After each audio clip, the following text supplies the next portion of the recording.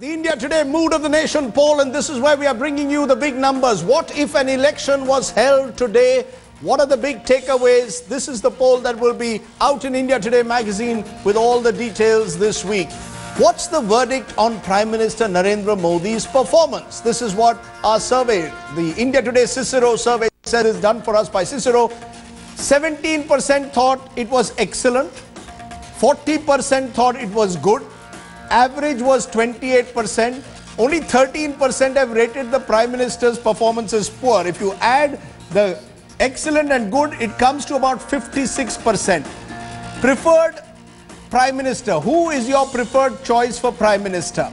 Narendra Modi was preferred by about 37%. Arvind Kejriwal by 11%. Rahul Gandhi 8%. Sonia Gandhi 5%. Mayawati 5%. Mulayam Singh 4%. So effectively, Narendra Modi is still very much India's Neta number one. Raj Chenkappa, how does that fit in then with you saying that the BJP should be worried, they should be disappointed? Neta number one and party number one. Rajdeep, I think what it is showing is that in terms of personal popularity, Mr. Modi straddles the country. There's no doubt about that. And for good reason. He's a very hard-working Prime Minister. He's vocal about what he wants to do. He seems very, motivated and directed. And some of the programs that he's done is something that the people want, whether it is Swachh Bharat, whether it is, Digital India, Make in India. These are things that actually have a lot of, purchase with the people. Where the problem lies, I think, is Modi the man is outstanding. Team Modi is in trouble. Team Modi is in trouble. That's an interesting way to put it, that Team Modi is in trouble even if the Prime Minister's ratings remain consistent, and they are consistent. He's a bit like Amitabh Bachchan. In the 1970s, number 1 to 10, I see the next leader is down to 11%, and that is Arvind Kejriwal. The gap is huge. Seshadri Chari, is there a problem with Team Modi then? No, I don't. No, I don't think so. A person of this Modi, like Modi has performed in Gujarat, a Prime Minister cannot perform without his team, and I think his team is performing very well.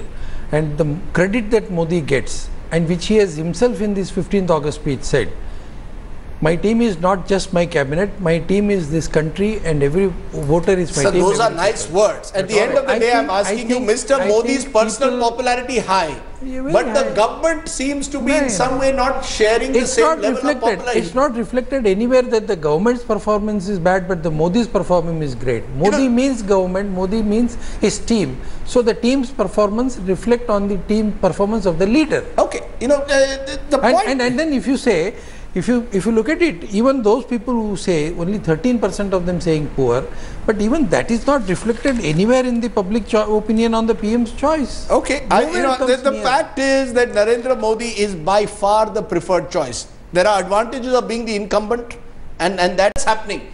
People aren't people obsessed, you think, Raj, for example, with Vasundhara Raje and Lalit Modi? Are we in the media obsessed with this issue? Let's not forget, Rajdeep, that in the last couple of years, corruption has been the number one concern for a large section of this country.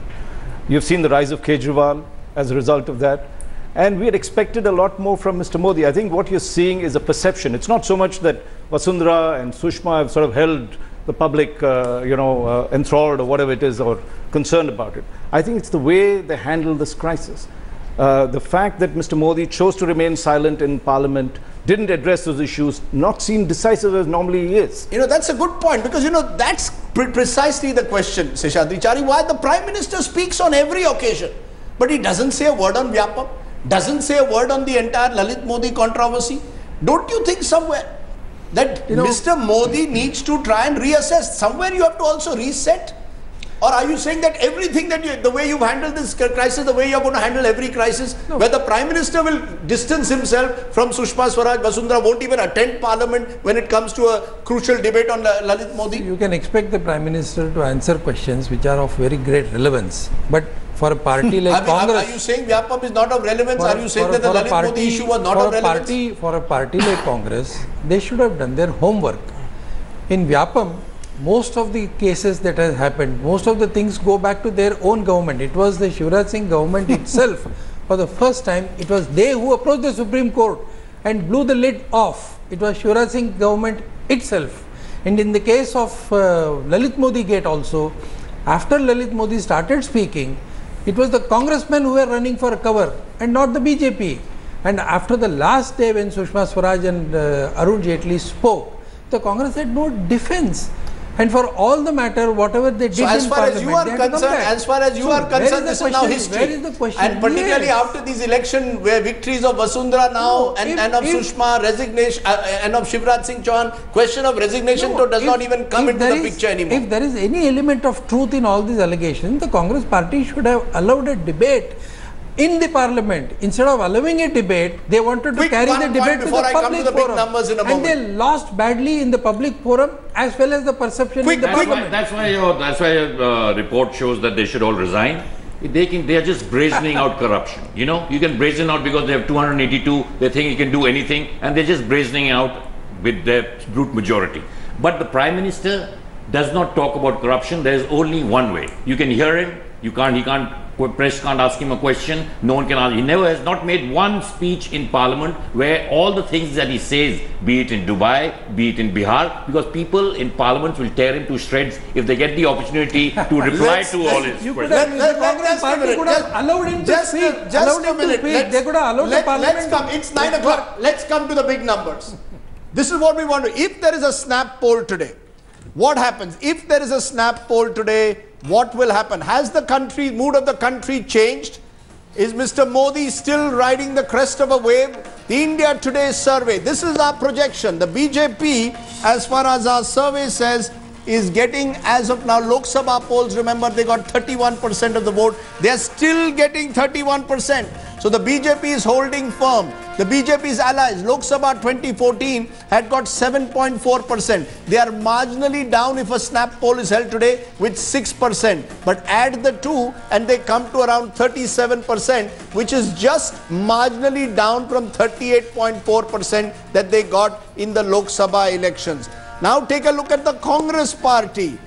Lok Sabha elections, they got 19.3% of the vote. If there is a snap poll today, they are marginally up, 21%. So they are up by about 2%. The Congress's allies, 2.4, marginally up to 3%. Add the two, the UPA, which got 21.7, would now be up by about 2.3% to 24%. The big question now, how is this translating into seats? Remember, this is a Cicero poll, India Today Cicero poll. So if it's gone wrong, blame Cicero. Lok Sabha elections, 282 seats. Snap poll, if it's held today, the BJP goes down to 243. So vote share is intact, but in terms of seats, the BJP would be down by about 40 seats. The allies, 53 seats in Lok Sabha, if there's a snap poll today, would be down by about 8 seats. So effectively, the NDA, which got 335 seats, would now be down to 288. That's about 47 seats down compared to what happened in May 2014. The Congress party, Lok Sabha elections of 2014, they got 44 seats. If a snap poll is held today, they would get 62 seats. So the Congress goes up by about 18 seats. The Congress's allies, 15 seats in 2014, they would be marginally up to 19. Totally, UPA from 59 seats is going up to 81 seats. So that's the first big figure. The BJP or the NDA would still get a majority. Narendra Modi would still be Prime Minister of a majority government if there was a snap poll today, is the first big finding, the really big finding. Dhananjay Joshi, you know, the good thing about a snap poll is that you don't have to worry about it, right? Because the real poll is going to take place in 2019. No one's going to remember what you did in 2015. I don't have a gun on my head. You don't have a gun on your head. But how, given the kind of sample size, is there a clear sense that Mr. Modi still retains his preeminent position and the BJP is still the preeminent national party? Yeah, but this trend is consistent. We went to the field for the last wave of Mood of the Nation sometime in the month of March. And the BJP was sliding down. It was still ahead of a majority, but it was sliding down. And now we see that the BJP alone will not be in a majority. So this is a consistent trend, but the gap between the BJP and the Congress and other parties is so big that certainly BJP is still in safe territory and NDA together is in safe territory. Javed, your first reactions?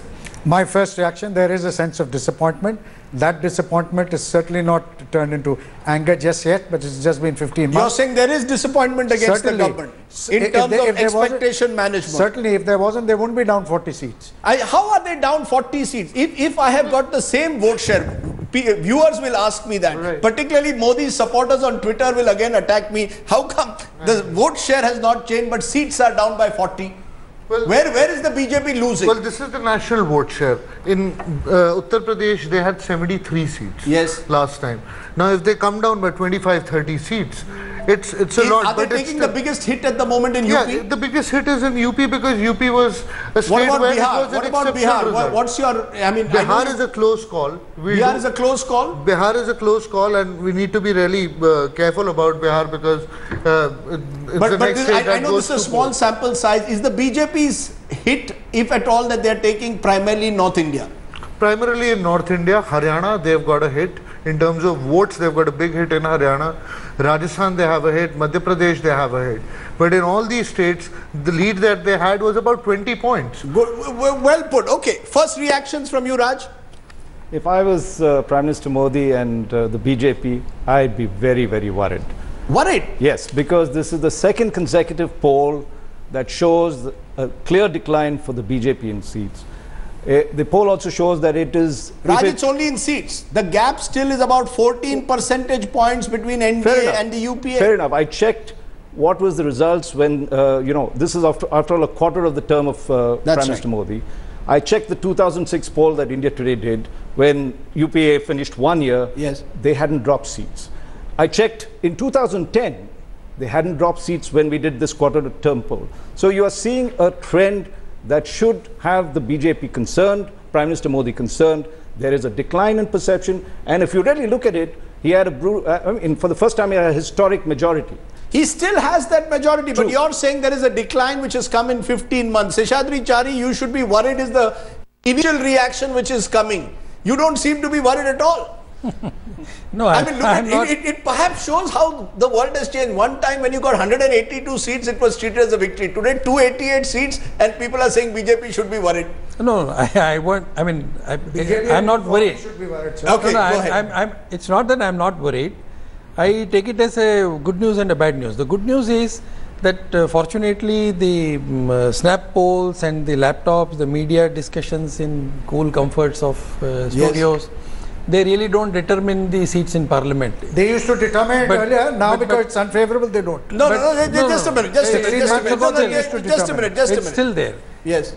But yes, I think if as Raj are you worried or not? As Raj said, are you worried? As Raj said, this is a wake-up call, and I think the party should take this wake-up call. Okay, that's interesting that at least a BJP leader is now at least suggesting there's a wake-up call in the fact that seats are coming down from 335 to 288. But Pawan Verma, it is still a majority. Look at the gap. The UPA is 81 and the NDA is 288. You would be clutching at straws if you suggested that Mr. Modi is down. Rajiv, let me answer this as clearly as I can. Yes. It's very, very unlikely that the predominance of the BJP after such a massive victory just a year ago would plummet suddenly within the space of 1 year. Yes. It would remain the predominant party. But what is significant in this poll is that so soon after that spectacular result, there has been a severe and visible erosion. Now, if you magnify that by 5 times, which is the probable trend that could take place as the opposition learns, as the opposition realizes that if it's divided, the BJP gains, as new alliances emerge, as the gap between promise and delivery of the BJP becomes more transparent, I believe that the trend that has emerged just now, I'm not talking of absolute figures, Rajdeep. Yes. The trend that has emerged right now is significant and is a pointer to what will be the situation by the year 2019. You know, that's interesting because one of the benefits that the BJP, of course, had in those 2014 elections was its remarkable strike rate. In states like your home state of UP, where they won 73 seats, in Bihar, in Jharkhand, across north and western India in particular. But RP and Singh, look at the gap. The fact is the Congress, for all your huffing and puffing, is still only about a percentage or two up. The BJP at the end of the day is still 37%, you're still 21%. It's a 16% difference. Well, Rajdeep, one thing is sure according to your survey, that there's going to be no Congress Mukt, there's not going to be Bharat Mukt Congress, because the Congress is gaining seats. So that can be a pipe dream for the BJP. But if you see... Look at what days have come that at 60 seats, the Congress is delighted, the premier national party of the country. Yes. We are saying, yes, we performed badly. We accepted that. And we accepted the verdict of the people. And as Mr. Raj said, in 2009, when the UPA was in government, we didn't have such a great fall. In 2010, after 15 months, we still held on to our seats. So can you imagine the kind of hype and hoopla this government came with? In 15 months, that balloon has been punctured. That is according to the same survey you did. In 2009, we didn't have a majority and we still held on to that after 15 months. Is that your big takeaway? The bubble has burst. The bubble has burst. And one thing I like to say, what we are saying, the issue that is plaguing this country is not only corruption, be it farmers, be it our foreign policy, be it the jobs for students, everything that the Prime Minister and the party promised is failing miserably. The Prime Minister and the government keeps changing goalposts every 3 months. Then we will come to the issues. 98% of the people, yes, 98% of the people have given a decisive opinion, with only 13% saying it is poor performance. The majority of them are saying, contrary to that, as Dhananjay mentioned, I mean, the can't says are almost 23% and 26% in other cases, whereas in this case. Right. Therefore, of course, for anything, for a government, for the set of people, 1 year is too long a period. Sir, let's be clear. 1 year ago, August 20... No, 1 minute, sir. It's too early to say the bubble burst and all these things. In 2018, sir, when we did this survey in 2014, Mr. Modi was walking on water. He could walk on water. 1 year later, are you getting a sense that Mr. Modi, you used the word wake up call, I didn't. Yes. Is it an alarm? Is it a wake up call? Is it a wake up call? I still say any such poll, any such snap poll which says even if you are losing 1 seat from 282, I will be worried. Okay, that's they're losing majority. They're losing majority. No, they're not losing majority. If the Prime Minister, the BJP is down to 243 as per our survey. That means the Prime Minister cannot hold his party to a majority. That means that the Prime Minister is being dented as well as the BJP is getting dented. That is very clear. We haven't had a majority government since 1984. Yes, but can you imagine in 15 months what has happened? That is exactly what we are saying. Let me just get a quick clarification from Dhananjay. The point that Raj made, which I think is interesting, normally in the first 15 months, which is effectively a quarter of your regime, do governments tend to hold on to their seats and hold on to their vote share? Is it unusual to have such a big dip in the number of seats? Well, our reference is UPA. Yes. And both in UPA 1 and 2, I don't remember such a big dip in the first 15 months. Is Javed, UP the key? Let's be clear. The BJP's massive victory was driven by Uttar Pradesh. When you win 73 out of 80 seats in India's largest state, and you win 31 out of 40 in a Bihar, together that was where you really won this election. Right, that's what I want to say. So is that really where, in a sense, the BJP needs to concentrate? Because you've got a big election coming up in Bihar in 3 months, and you've got a big election coming up in early 2017 in UP. If you were advising the BJP, would you say, be careful of what is happening in UP in particular? If I were advising the BJP, I'd say be careful of what is happening in Bihar and in UP. Between the two, there are 120 seats. And if there's a downslide there and a substantive downslide, then this will be very dangerous for the BJP. It will be very difficult for the BJP, not for the BJP to be able to repeat 288, but even for them to then cross 200. But please look at the condition. I come back to it of the UPA. The Congress is up from 44 to 62, Raj, and the Congress allies are up from 19 from 15. Are these signs of a recovery? Just as you said that the BJP needs to be worried about the fact that it is losing seats. The Congress is not gaining in some great proportion. So should the Congress also be worried that for all the high voltage campaign of Rahul Gandhi, it's not translating into seats? We saw it today in the civic elections as well. Absolutely, Rajdeep. They are clearly not the alternative. They're not the alternative. Yes, they have a long way to go. They'll have to work towards it. They're showing signs of what could be termed green shoots, a slight recovery that's happening over there.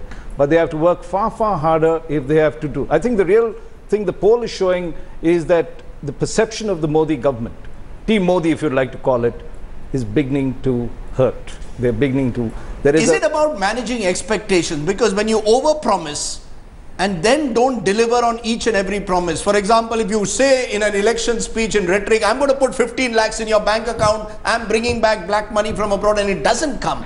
Is it that sense of disappointment which gets reflected, Raj? Exactly. I mean, if you look at corruption as an issue, and that has sort of really angered people in the past. And if you're not delivering, particularly on this black money promise, where he said, you know, he would do things and bring back the money, and though they've actually, the government has done work, but you would raise these kind of expectations to a level that you can't fulfill these promises early. So I think Mr. Modi will have to, though he did say in the Independence Day speech, again he had reiterated his commitment to corruption, he would have to demonstrate it, he would have to speak out, and when his colleagues do something wrong, take decisive action. You know, I will, before I end this segment, ask you this once again, RPN.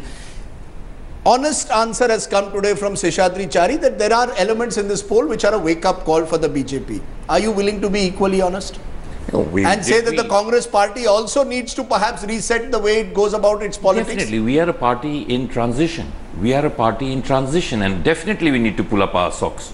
And it is something that we really need to work much harder. And definitely we are seeing being led by our leaders. And that is something the party workers need to do. But in this government, Rajdeep, where are the big bank ideas? They're all the UPA ideas being remodeled and which put to the public with great vigor, communicating them greatly. But where are the big bank ideas? Today we have Moody's downgrading economic expectations to 7%. We have the dollar at 65%. We have our talks with Pakistan in tatters. So where and what is happening to the farmers? I come from East UP, and if anyone from the BJP goes there, what is happening to the cane growers there is shocking. I come from the sugar bowl of this country. You're hitting some of the buttons which obviously the BJP needs to look at. But the question, Bhavan Verma, these buttons at the moment are not translating into seats for you. The UPA allies, and I'm now going to treat you for a moment as a UPA ally, the allies are up from 15 to 19. You know, the fact is you are starting from such a low base. I just want to make one point. 2014, the gap was so wide that you're finding it difficult to bridge that gap. Now, Rajdeep, let me just ask a question through you to Dhananjay. Yes. Is it or is it not true that the BJP with 31% of the vote roughly was for the first time that a party with such a low support electoral base got 282 seats? I believe that there is a very significant pointer there because while they got the 282 seats, it was because of the peculiar circumstance in which the opposition was divided, fractured, without a common agenda, and there was the anti-incumbency fatigue of 10 years of UPA 1 and UPA 2, and anti-incumbency is not peculiar to any one party. Now, when that combination breaks down, in other words, the anti-incumbency is against the BJP, the performance is lackluster, and the opposition is more united. At 31%, I can guarantee the BJP cannot get 243 seats. Okay, let me also make it clear to you, at 31%, sir, the BJP got 288 seats last time. So I think, you know, we've got to be clear, their strike rate was phenomenal. I explained why. Yeah, I know, but it could happen again. We don't know. We don't know whether that could happen again. But I'm going to leave it at that. That can happen in an election. It may not happen again. It may not happen again. It may not. Just a minute. Let's take a break. One of the questions, of course, is Mr. Modi himself. Is Mr. Modi's performance also on the downside, or is he holding on? Is he still the politician who, as I said, could walk on water a year ago? Is he still the preferred choice for Prime Minister of this country? And what of the opposition?